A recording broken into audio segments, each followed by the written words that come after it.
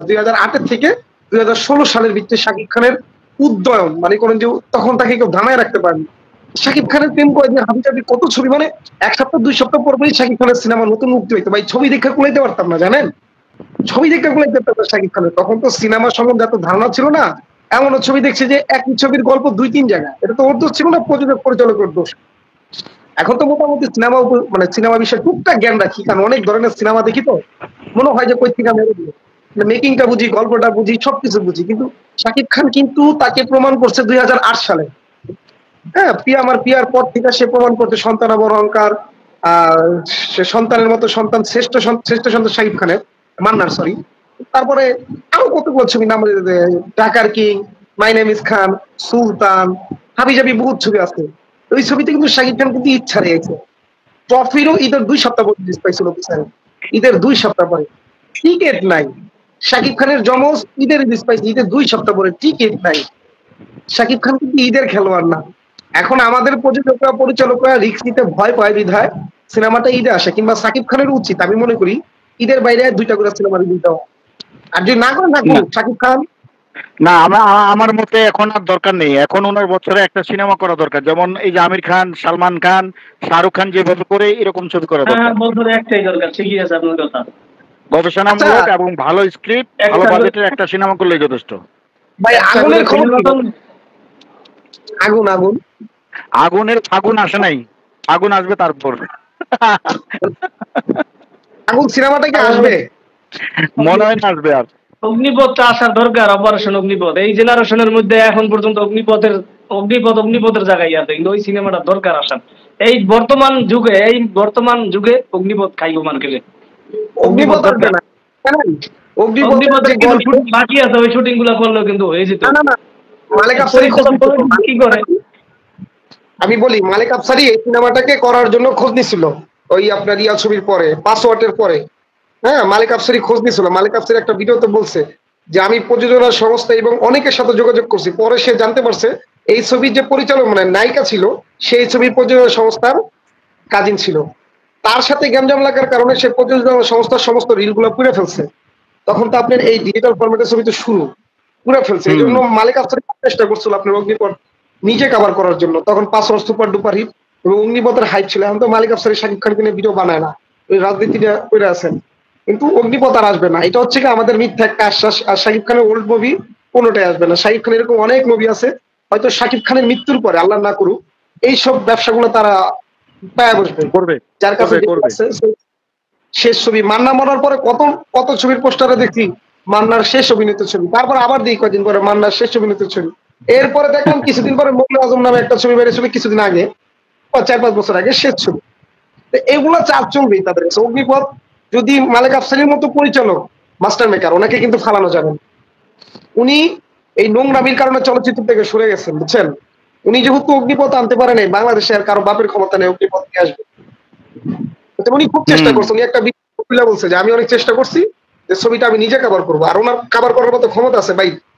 মালিক আফসারির একটা আঙ্গুলের যোগ্যতা রাহান রাফির হয় নাই। ও তো যা বানায়, বুঝছেন? কি কমু ভাই, ওর ছবি তো মনে করেন মালেক আফসারি সাহেব, শুনেন মালেক আফসারি সাহেব যদি ওরকম বিগ বাজেট পায়, দক্ষিণের থেকেও ভালো সিনেমা বানাইতে পারবে। উনি কিন্তু মাস্টার মেকার। উনি ফাটায় লেগো উল্টা পাল্টা 69, বুঝছেন? আমি কথা তো 69।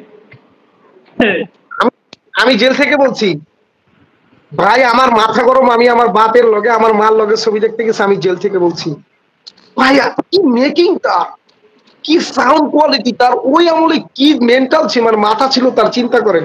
উনি আবার প্রকাশ করতো নিজস্ব প্রযোজনা প্রতিষ্ঠান থেকে ছবিগুলো বানাইতো না, খুব যত্ন নিয়ে বানাইতেন উনি। মালিক আফসারির গুণ কি জানেন? উনি বলতো যে এটা কপি ছবি, আমি অমুক জায়গায় দেখছি, দেখা বানাইছি, দিস মেকিং। আমি ওই ছবিটাও দেখছি যে ছবিতে উনি কপি করছে, তামিল একটা ছবি। ভাই, আমাদের মান্নার কাছে কিংবা মালিক আফসারির মেকিং এর কাছে তামিল ওইটা কিছুই ছিল না। কিন্তু আমাদের দেশে গুণীজনের কদর কবে হয়েছে কোন? এই যে শাকিব খান আমরা এত কথা বলি, শাকিব খানের নিরাপত্তা চাই। ভাই, আমি তো কেন জানি চিন্তা করতেছি শাকিব খানের শুধু সিনেমা ইন্ডাস্ট্রি থেকে না, ওরে দুনিয়ার থেকে সরানোর প্ল্যান করতেছে কিছু প্রযোজনা সংস্থা। স্বাভাবিক, সত্যি কথা, এটা ভুয়া না, এটা সত্যি কথা। এটা বিশাল ষড়যন্ত্র চলতেছে। উনি একটা ভিডিওতে যে মাইস্টার সিনেপ্লেক্সে যখন আমরা একটা প্রিমিয়ার শোতে গেছিলাম, ওইখানে একটা কথা উল্লেখ করছিলাম যে শাকিব খান একটা নায়ক তার চূড়ান্ত পর্যায়ে যখন যায়, তখন এখানে একটা আপনার অর্থনৈতিক বিষয় চলে আসে। অর্থনৈতিক বিষয়কে যখন কেউ পায় না, ধরেন শাকিব খানকে নিয়ে যদি এখন আমি জায়গা সম্পত্তি বিচার ধরেন কোনো মতো, যেমন তাণ্ডব 2.23 কোটি সিনেমা ধরেন না, কোনোভাবে আমি 3 কোটি টাকা ম্যানেজ করে বলছি, এনি হাউ 3 কোটি টাকাতে শাকিব খানকে কোনোভাবে ম্যানেজ করে টেবিল মানি 6 কোটি, ভাই খাড়ার উপরে 3 কোটি বিজনেস, বুঝছেন? খাড়ার উপরে 3 কোটি বিজনেস। এরপরে শেয়ার মানি আছে, তারপরে সপ্তাহ আছে, তারপরে সপ্তাহ আছে, তারপরে টিপি কালেকশন আছে, স্যাটেলাইট কালেকশন আছে, ইউটিউব কালেকশন আছে, তারপরে এই যে আপনার বর্তমানে যে অ্যাক্সেসরি গুলো মুক্তি পায়, বুঝছেন? ওটিটি কালেকশন আছে।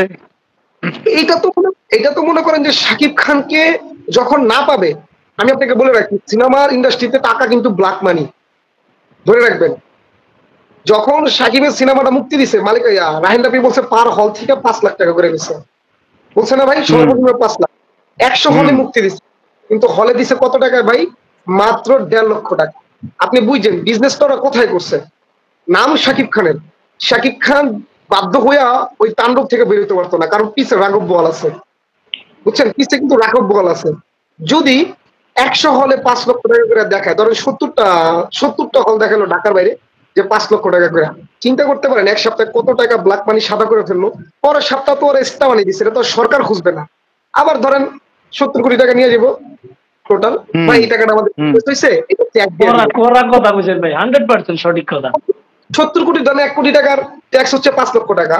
তো ওরা ব্ল্যাক মানি সাদা করার জন্য সিনেমাতে আসে। তো শাকিব খানের উচিত ভাই, আমি চাই, শাকিব খান অনেক করছে, আমি যথেষ্ট বলি অনেক করছে, আমরা এখন পুরান মুভি দেখি, সেফ জোনে থাকা দরকার, বুঝছেন? কারণ যারা ব্ল্যাক মানি সাদা করে তারা কিন্তু সেই ক্ষমতাবান ব্যক্তি, এটা কিন্তু সাধারণ পার্সন না। আর আমার এই দেশে মাত্র 1000 টাকার জন্য মানুষকে শেষ করে দেয়, এটা সেই দেশ, কথা বুঝছেন? এটা হচ্ছে এরকম একটা দেশ, এইখানে মনে করেন যে টাকার জন্য সব করে। শাকিব খান হচ্ছে বাংলাদেশের বর্তমানে রেড অ্যালার্ট, মানে ওর উপরে রেড অ্যালার্ট আছে, যে কোনো সময় যে কোনো দিন দিতে পারে ভাই, বুঝছেন? যে কোনো সময়। এবং এর পিছে কিন্তু রাঘব বোয়ালদের হাত থাকে, নায়ক মান্নার পিছে কিন্তু এটাই করা হয়েছে ভাই। ওই ভাইবেন না যে কোনো নায়ক মনে করেন যে হিংসা থেকে করছে, যে ওর জন্য আমি সাইড পাইতেছি না বা চলতেছে না, নায়ক অভিনেতারা করবে না, এটা করে হচ্ছে ব্ল্যাক মানি যারা সাদা করে। নির্ঘাত প্রমাণ আমার কাছে রেকর্ড আছে। আচ্ছা, ও বলছে সারা বাংলাদেশে 5 লক্ষ টাকা করে সিনেমা দিছে, সিনেমাতে কাছে 1.5 লাখ টাকা 1 লাখ টাকা। তো তুমি যেভাবে 100 হলে দিলা 5 লক্ষ টাকা করে, কত টাকা বিজনেস করলা ভাই? মাথায় খাটান। ও তো এক রাত্রে মনে করেন যে 10-15 কোটি টাকা আপনার সাদা করে ফেলবে। পরের সপ্তাহ, দ্বিতীয় সপ্তাহ ওটিটি ওদের নিজস্ব প্ল্যাটফর্ম, ওইখানে বলবো আমরা 4 কোটি টাকা বিজনেস করছি। ধরেন যার 2 কোটি টাকা ব্ল্যাক মানি করে আছে, তারা যা বললো আপনার 1 কোটি টাকা 2 কোটি টাকা সাদা করে দিলাম, আমি 20 লাখ টাকা করে দিলাম, ও তো লাফাইতে দিব। 15 লাখ টাকা 5 লাখ টাকা দিব, 1 কোটি 10 লাখ টাকা দিব ট্যাক্স মানি, আর 20 লাখ টাকা দিব ওদের, 30 লাখ টাকা খরচ হবো, বাকি 2 লক্ষ টাকা 2 কোটি টাকা 1 কোটি 80 লক্ষ টাকা 70 লক্ষ টাকা সাদা। চিন্তা করেন, সিনেমা কিন্তু মালিক আফসারি বলছে সিনেমা হচ্ছে ব্ল্যাক মানির খেলা। শুধু বাংলাদেশ না, উপমহাদেশেও চলে, কিন্তু উপমহাদেশের সেলিব্রিটিকে সর্বোচ্চ নিরাপত্তা সরকার দেয়। আর শাকিব খান যাদের নিয়ে ঘুরে, এদের আমার টোটালি বডিগার্ড মনে হয় না। সাকিব ভাই আমি বুঝি না, কিন্তু এই লোকের আমরা কি যুদ্ধ করবো নাকি? এই লোকে তো কোনো ভালো বোঝে না, কি কম এর বলছি শত্রু গুলো ঘোরাঘুরি করে, এটা কেমন কথা? আমরা তো কোন প্রতিরোধ করলাম না এই পর্যন্ত। শোনেন, ওনার মেন্টালিটি সুন্দর, কিন্তু ওনার বডিগার্ড লাগবে কমসে কম 20 জন, এবং 20 জন বডিগার্ড লাগবে ইয়াং। সালমান খান যেমন তার বডিগার্ডের ফ্যামিলিকে পালে, শাকিব খান সেভাবে তার ফ্যামিলিকে পালতে হবে। একজন বডিগার্ড সবুজ খান, মেকআপ ম্যানের কথা যদি ধরি, এরা বাদ দেওয়া শাকিব খানের জন্য গুরুত্বপূর্ণ বিষয় হয়ে পড়ছে। আপনারা যদি খালি একটু ধরেন, বাদ দেওয়া লাগবে ভাই, এটা বাদ দেওয়া লাগবে, এটা বাদ দেওয়া জরুরি দরকার। কারণ শাকিব খান এমন সেলিব্রিটি, সে কোথায় যায় সেটা সাধারণ মানুষের দরকার নেই জানা। সবুজ কিন্তু সেটা ব্যবহার করছে, শাকিব কই যায় মানুষকে জানছে, টুকটাক নিউজ দিছে, ভাই শত্রু তো খুঁজতে পারে, তাকে খুঁজতে পারে না। তাহলে শাকিব খান এখন যে কি পরিমাণ বিপদে আছে।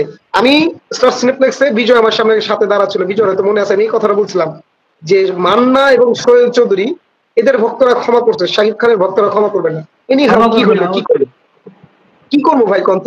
হয়তো 2-4-5 দিন আমরা আন্দোলন করবো, 2-4টা পুলিশের বাড়ি খামো, এরপরে কিন্তু আমরা যে যার কাজে, শাকিব তো ফিরে আসবে না, শাকিব খান তো আর কখনো ফিরে আসবে না।